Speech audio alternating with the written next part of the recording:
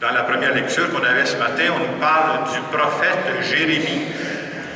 Jérémie, on peut dire que c'est quelqu'un qui avait une tâche qui n'était pas facile. Comme prophète, Jérémie devait annoncer la bonne nouvelle, mais aussi il devait dénoncer la mauvaise conduite des gens du peuple et surtout des chefs du peuple. Alors vous comprendrez qu'il y a des gens qui veulent faire la vie dure à Jérémie parce qu'ils trouvent que Jérémie les dérange. Jérémie les amène à sortir de leur zone de confort. Et malgré toutes les menaces, parce que quand on lit le livre de Jérémie, il reçoit continuellement des menaces. Malgré toutes les menaces qu'il va subir, Jérémie va continuer à faire confiance à Dieu.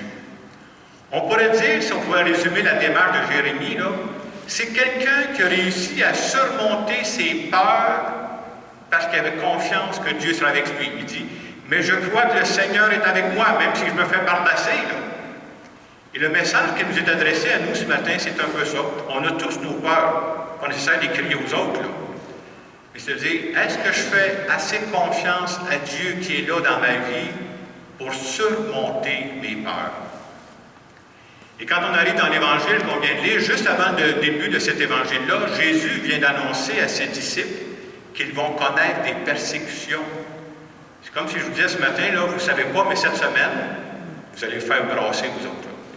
Alors vous comprendrez que la première réaction des disciples, c'est beaucoup pas l'ail. On sent qu'ils commencent à avoir peur. Et Jésus, qui connaît ses disciples, parce que c'est des gens qui fréquentent régulièrement, ils commencent à voir, ils ont vraiment peur.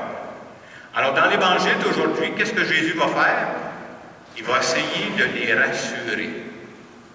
Et nous qui écoutons ça 2000 ans plus tard, nous autres aussi, on a nos peurs. Et nous autres aussi, on a besoin d'entendre ces paroles de Jésus qui viennent nous rassurer pour dire, oubliez jamais que Dieu est présent dans notre vie, qui ne nous laissera jamais tomber. On a du prix à ses yeux, à lui. Et on a besoin d'entendre ça, comme je disais tantôt, parce qu'on a nos propres peurs. On pourrait résumer ça de la façon suivante. Quand tu regardes l'ensemble de ta vie, moi je regardais la mienne, vous regardez la vôtre, notre cœur oscille souvent entre la peur et la confiance, entre la peur et la foi. Puis tu as beau avoir la foi, tu as beau être croyant, une personne croyante, ça veut dire que tu n'auras jamais peur? Ben non. Hey, on reste humain avant tout. Mais ce que la parole de Dieu vient de dire, plus tu vas croire qu'il y a un Dieu qui t'accompagne, que ta vie n'est pas un hasard, plus tu vas être capable de dépasser tes peurs pour faire confiance au Dieu de la vie qui t'accompagne. Vous savez, on rêverait tous dans un premier temps, puis moi aussi, moi j'aimerais ça croire en un Dieu tout-puissant qui règle tout.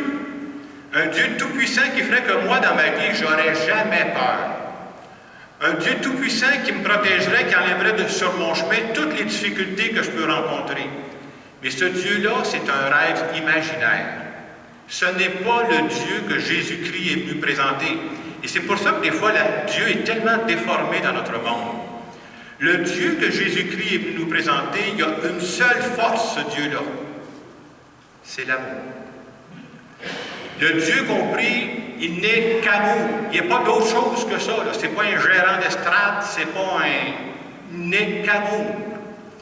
Et je trouve que la plus belle image pour comprendre, pour signifier, pour imaginer qui est Dieu, pour moi, la plus belle image, c'est des parents. Je sais que vous êtes la plupart des parents, vous autres ici, Oui, parce que quand tu es parent, tu as beau aimer tes enfants à la folie.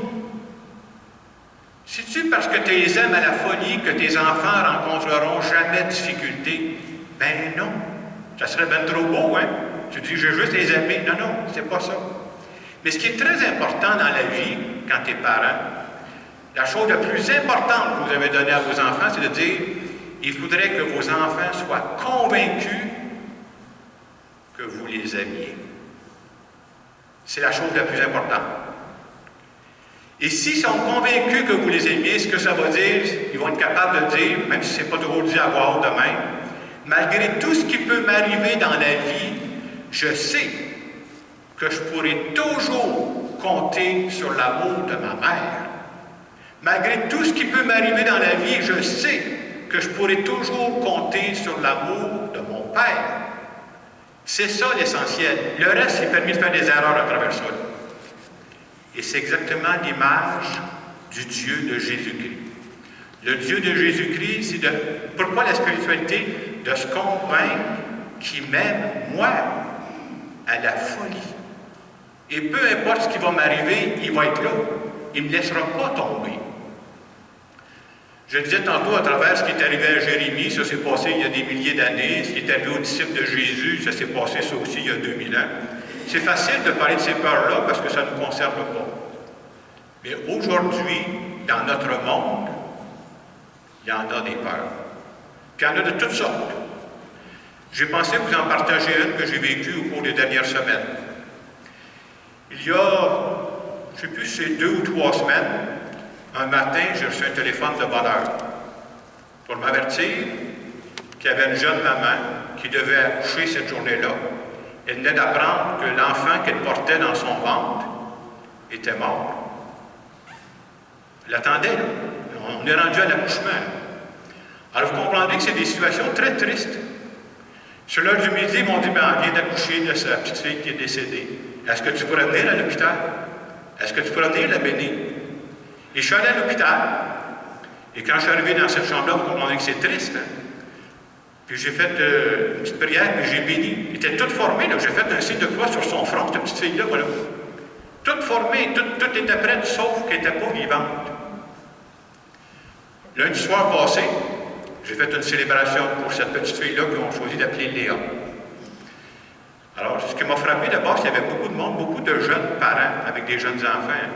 C'est comme ça leur disait quelque chose, les autres étaient attachés à ça. Et cette semaine, la maman qui s'appelle Katia m'a écrit sur Internet pour me dire un petit mot. Je vous partage ce petit mot-là pour dire, bien, je pense qu'on a envie une peur, là. Auriez-vous peur à sa place, vous autres? Bien, si vous dites non, là, j'aimerais vous parler après la messe. Hey, arrête un peu, là. Moi, j'aurais peur. Mais je vous partage ce qu'elle a écrit parce que je trouve ça beau. Alors, elle m'écrit chaud un peu. Bon, merci pour la célébration. C'est à notre image et je vous en remercie et je crois bien que ce petit ange là-haut a aussi dû apprécier le moment. La prochaine fois, nous espérions vous voir dans une meilleure circonstance. Exemple, un baptême. Depuis longtemps, c'est beau ce qu'elle dit, depuis longtemps, et peut-être que je suis impatient, que j'en demande trop, mais le goût de donner de l'amour à un enfant, de le bercer, de l'entendre gazouiller, l'amour d'une mère, j'ai si hâte que cela se réalise enfin. Le seul mot qui me vient à la bouche, c'est long. Même si j'ai réalisé une certaine part de maman avec Léa, ça n'efface pas cette merveille de pouvoir la voir évoluer avec nous à la maison. C'est ça qui me manque présentement. Et elle termine, je saute un peu là. Merci encore une fois, et on va laisser la vie continuer.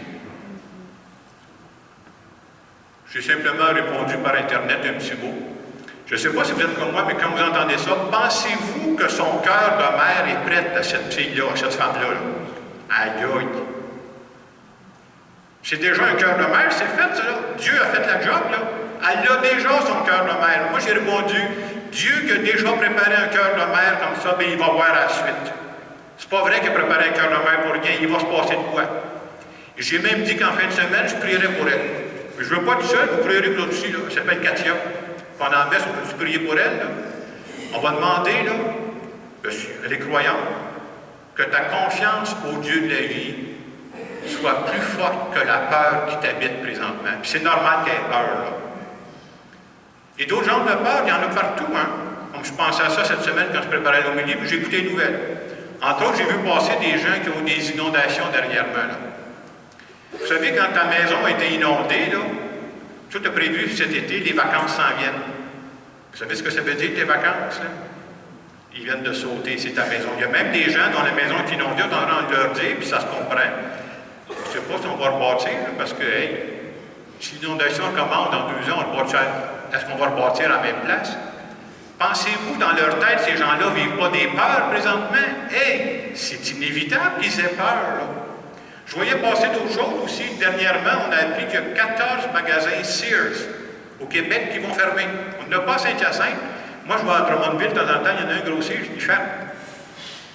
Ça fait X années que je travaille chez Sears. À quoi ils pensent, ces jours-ci, les gens qui travaillent chez Sears? Faut-tu me retrouver un autre job, là? Alors où je suis rendu, ils vont-tu me prendre, là? Ces gens-là, présentement, vivent des peurs. Et nous autres aussi, on en a des peurs. Ça peut être quoi des peurs? Peur face à notre santé. Hey, tu vas passer une prise de sang, puis à un moment donné, tu reçois un téléphone, le médecin, j'aimerais vous parler, mais pas moi. Qu'est-ce qu'il va me dire? Qu'est-ce qui va m'arriver? On a tous ces peurs-là. Peur de, je sais pas, notre santé financière aussi, là. Et ce matin, la parole de Dieu vient nous dire, Dieu qui prend soin de tous les moineaux du monde, soyez sans crainte, il va prendre soin de nous. On vaut plus que tous les moineaux du monde, nous autres. Puis Jésus aime envoyer des phrases chocs, il va dire, hein, quant à vous, même les cheveux de votre tête sont comptés. Moi, c'est une parole qui m'a toujours beaucoup rassuré, ça. C'est ce que Dieu veut faire à travers sa parole ce matin. Il veut nous rassurer. Alors, dans cette célébration qui va suivre, je vous invite, je te les pose autres, là. C'est quoi la peur, la plus grande peur que vous avez présentement? Dites à Dieu, j'ai peur, là, puis je suis un être humain, puis je vais continuer à avoir peur. Mais je veux me brancher sur toi parce que je ne veux pas me laisser arrêter par ma peur. Je veux faire confiance que tu m'accompagnes là-dedans, puis je vais être capable de la surmonter. Et si j'avais un mot d'ordre à vous donner pour la semaine, c'est le suivant. Moi, je vais essayer de faire ça. Vous savez que je suis marcheur, hein? Mais même quand on n'est pas marcheur, de ce temps-là, vous remarquerez qu'on ouvre souvent nos fenêtres. Hein? Fait qu'on entend tous les bruits de dehors. Vous savez ce qu'on entend présentement assez souvent? Des oiseaux chanter. Cette semaine, quand vous entendrez un moineau chanter, là, vous direz, « Hey, moi j'ai plus de prix que ce moineau-là. J'ai confiance que Dieu m'aime et qu'il veille sur ma vie. » Je vous laisse quelques instants pour laisser Dieu vous rassurer ce matin.